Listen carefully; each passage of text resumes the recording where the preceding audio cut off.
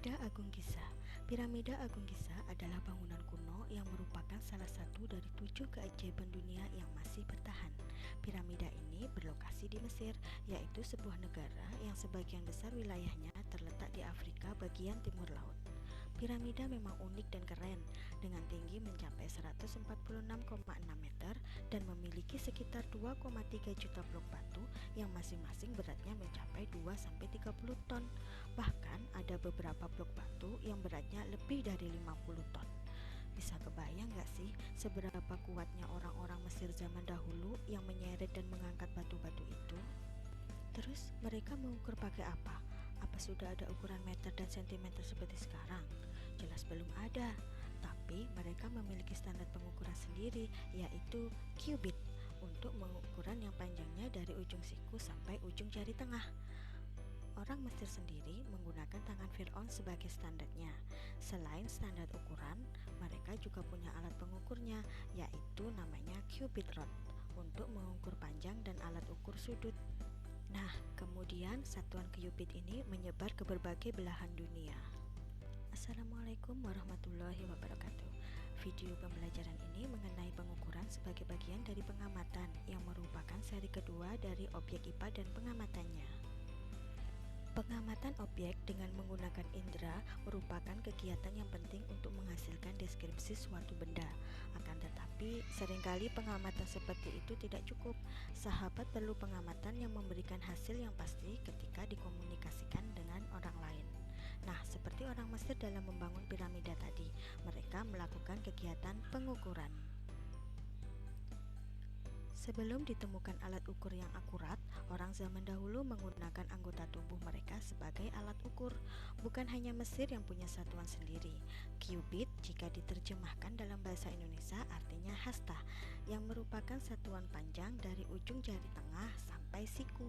Satu hasta ini kurang lebih 45,7 cm. Depa.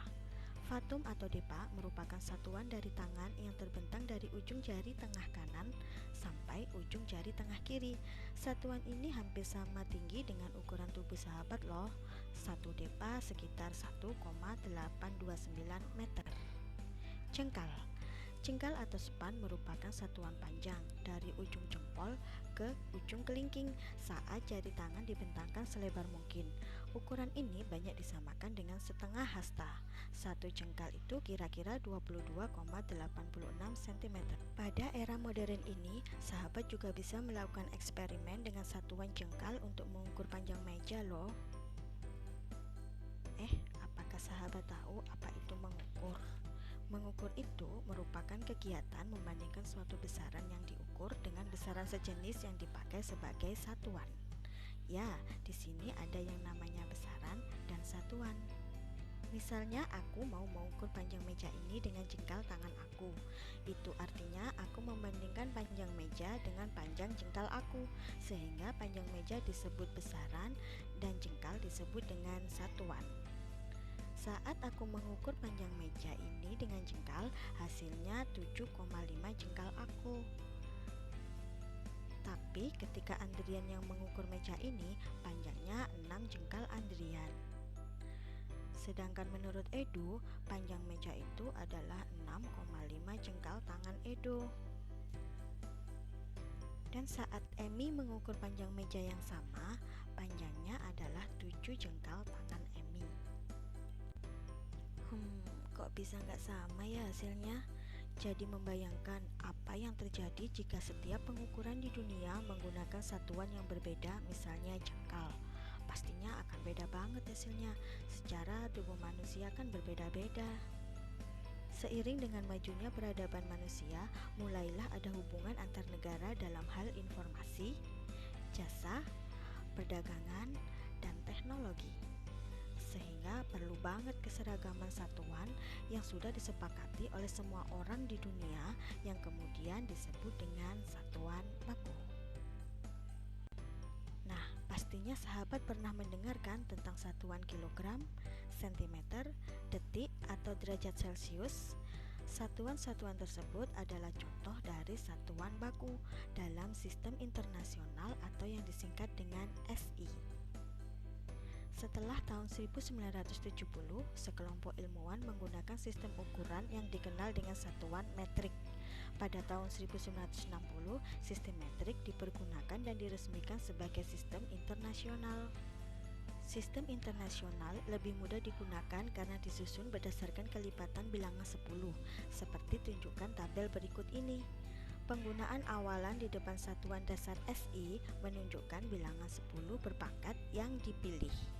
Nah, misalnya awalan kilo berarti 10 pangkat 3 atau 1000.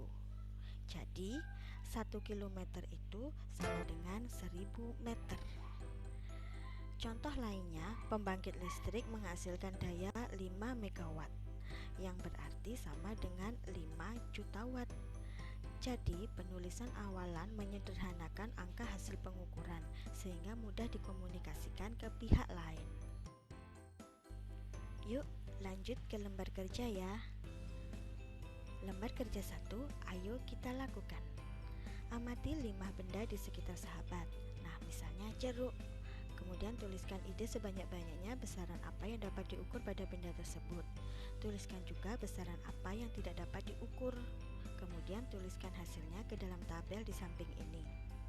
Dan jangan lupa kirim ke Google Classroom Bu Guru ya. Contoh benda yang diamati adalah jeruk. Besaran yang dapat diukur dari jeruk adalah massa dan diameter. Sedangkan besaran yang tidak dapat diukur itu adalah rasa. Nah, sekarang sahabat cari ya 5 benda yang ada di sekitar sahabat, kemudian tuliskan dalam tabelnya. Lembar kerja 2, bandingkanlah dengan judul besaran dan satuan pada mikroorganisme. Bakteri memiliki panjang sampai dengan 100 mikrometer, sedangkan virus memiliki panjang sampai dengan 100 nanometer. Nah, berdasarkan data tersebut, manakah yang berukuran lebih panjang, bakteri atau virus? Jelaskan jawaban sahabat ya. Lembar kerja 3, bandingkanlah mengenai pengukuran jarak pada benda langit. Benda-benda langit terletak berjauhan satu dengan yang lain. Satuan yang digunakan untuk menyatakan jarak benda-benda langit adalah satuan astronomi dan tahun cahaya. Satu satuan astronomi itu sama dengan jarak matahari ke bumi sekitar 150 juta kilometer. Sedangkan 1 tahun cahaya adalah jarak tempuh cahaya selama 1 tahun, sekitar 9,5 triliun kilometer. Nah, sekarang sahabat coba hitung berapa jarak bumi dan Pluto dalam satuan astronomi ya. Nah, sekarang semakin paham kan mengenai pengukuran? Sekian dulu ya, semoga bermanfaat dan tetap semangat belajar. Terima kasih. Wassalamualaikum warahmatullahi